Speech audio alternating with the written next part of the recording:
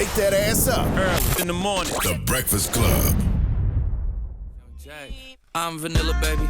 I'll choke you, but I ain't no killer, baby. Morning, everybody. It's DJ NV, Charlamagne the God. Lauren LaRosa is here. We are the Breakfast Club. I must Good morning. say, that record is dope. But when you white, don't talk about whips and chains, bruh. I don't want to see the visual of some 6-foot white dude, and then I hear whips and chains. Every time I'm about to bop my head, here come, I don't want no whips and chains. I'm like, I don't like that visual. I don't like the optics that's putting in my mind, Jack Harlow. Okay? Nobody in the studio thought about that? I thought about it, but I didn't want to be the person. Me neither. I didn't want to be because he be meaning so well. Jack means so well. And, you know, I hate wokeness to the highest degree. I'm just telling you the optics that it puts in my mind when I think of big-ass Jack Harlow, and then I keep hearing about whips and chains. Well, his first line is I'm vanilla, baby, right? Mm-hmm. Hey, I like the record, but I don't like the optics that puts in my brain. That was kind of silly of y'all to let that release from the studio. Y'all could have thought of something else. Well, good morning, Tiz. About optics. Good morning, DJ Envy. Good morning, Lauren. Good morning, Charlamagne the God. Happy Friday. Happy Friday. Good morning. Well, let's jump right into it. Last night, NFL, the Bears beat the Panthers 16-13. Now, let's jump right into the news. Where you want to start off with, Tiz? We got a lot this morning. We do have a lot this morning. Wanted to make sure everyone knows that the Hollywood actors have reached a deal, so that is a good thing. Let's listen to the report. SAG-AFTRA, the union representing actors, tonight announcing that they have reached a tentative agreement with the AMPTP, the producers that are working in Hollywood. This brings a strike that had lasted for about 4 months to a close, a strike that has upended Hollywood, the business of Hollywood. Now, under the terms of this new tentative agreement, it would boost minimum pay, increase residual payments for streaming shows, and then it implements new rules around the use of artificial intelligence, which of course was a major sticking point for these actors. Yeah, that's great, you know, but understand Hollywood going to be tighter than ever. Like these networks, these studios, they're going to be signing less projects, and the projects they do sign are probably projects that they feel like, you know, can make it to air. You know, I don't think it's going to be too many developmental and pilots and things of that nature. Like the things they do sign are going to be things that they plan to put on air. So just know, Hollywood going to be tighter than ever. Well, I'm excited that they did push the line. It shows that standing for something really does make a difference. The union president said, we did it. New ground is broken everywhere. Thanks to the members for hanging out and holding on to a historic deal. And then speaking of other strikes, Joe Biden was yesterday, he stressed the importance of unions, and he emphasized his support for unions during a trip to Illinois. He celebrated the reopening of the plant down there, about the tentative deals that they also reached at the United Auto Workers. I wanted you to hear what he had to say as well in support of the strike. You kept your negotiations working round the clock, negotiators. And in the end, the deal you reached set a new standard. Over 30% increase in wages with cost of living adjustments. Bigger pay increases over the next 4.5 years than the last 22 years combined. Okay. So, yep. So I thought that was good that he was supporting, making sure he let them know that what they did was a good thing. The White House said that with the factory reopening, it will bring back more than 1,200 jobs at higher wages. And the company is also adding 1,000 new union jobs because it's investing in new battery manufacturing. So once again, taking a strike and, maybe losing a little bit to gain more in the end was a good thing. And then one last thing, speaking of jobs, the Labor Department announced new initiatives to hire veterans. So shout out to all of my veterans. We know that Veterans Day is tomorrow, and this was a really good thing, Charlamagne. I know you always talk about your passion for veterans and having jobs. And so now the Labor Department said that they've taken an effort with 6 new partners to match veterans with appropriate networking and career services. The program will complement the Labor Department's Transition Assistant Program and give them personalized assistance for classrooms and their spouses. And they said the Labor Department said this new effort will also connect participants with partner organizations to help them before and after a service separation. So very, very good thing. And a few fun facts: there's 18 million veterans, 2.4 are Black veterans, and every major war Black people have served, including during times of slavery. And then wanted to direct the people again to watch the interview this week with Doug Melville that she had on the show to give some good facts and a good read on Invisible Generals by Doug Melville. Yes, congratulations to all those individuals dropping the clues bombs for the auto workers, the actors, the veterans, Those are the people that make America America. We are nothing without working class people. So salute to them on getting what they deserve. Absolutely. Absolutely. All right. Well, Absolutely. that is front page news. Tez, we'll see you in a couple minutes. Absolutely. Everybody else, get it off your chest. 800-585-1051. If you need to vent, phone lines are wide open again. 800-585-1051. It's The Breakfast Club. Good morning. Wake that ass up. In the morning. The Breakfast Club. Morning, everybody. It's DJ NV, Charlamagne the Guy. We are The Breakfast Club. Lauren LaRosa is here. And let's get in some front page news. NFL last night. The Bears beat the Panthers 16-13. And we got Tez here. What up, Tez? Good morning, DJ Emmy. Good morning, Lauren. Charlamagne the God. Happy Peace, Friday. Tez. Good morning. Now, Tez, I feel like everything is being recalled right now as far as food is concerned, right? Yes, this is crazy. Yet another recall. Federal health officials are expanding an investigation in potentially lead-tainted pouches of apple cinnamon fruit marketed for children, and reports of illness and additional product recalls. The U.S. Food and Drug Administration said it received reports of at least 7 illnesses possibly linked to the contaminated puree and containing high levels of lead. This is really, really disturbing to me. They recalled, though, it's called Bana apple cinnamon fruit, recalled products from Snooks, and recalled from Weiss brand cinnamon applesauce pouches. So those are little cinnamon pouches that, you know, like the kind of like an applesauce, if you will. Yep. Now, the FDA officials said that eating the contaminated products could result in acute toxicity, and parents and caregivers should not buy or serve these pouches.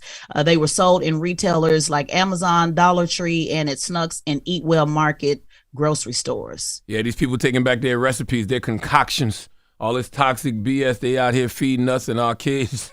They taking it back because it's too poisonous. Now, think about it. Last week you had the Dino, the Dino Nuggets. You had these, and then you said something else. We had a recall as well. That's 3 things for kids in the last. I told my daughter that about the Dino stuff. She said, "Throw them out right now." She said, "It's metal in them. Throw them out right now." That's right. You can't eat nothing. Yeah, a lot of this is going on. I'm even to the point now. Let me make sure I'm not missing any recalls because it's happening. So much, and this is an issue. And these kids get sick.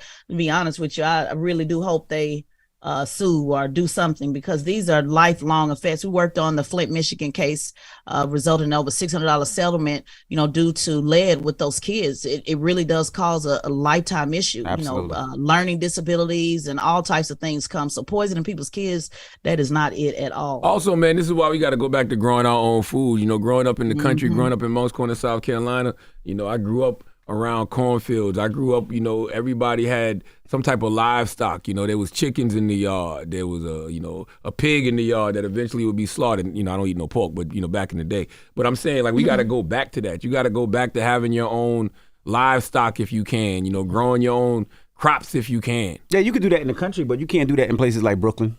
You can't do that in places like Queens. You can do that in the country, but you can't do that in city areas. They need to be smart like everybody else and take their ass down south, okay? Everybody can't go down south. You can't do that in places like D.C. Move to Jersey or Pennsylvania or somewhere. Get you a piece of land, do something. You can grow stuff in the window in Brooklyn.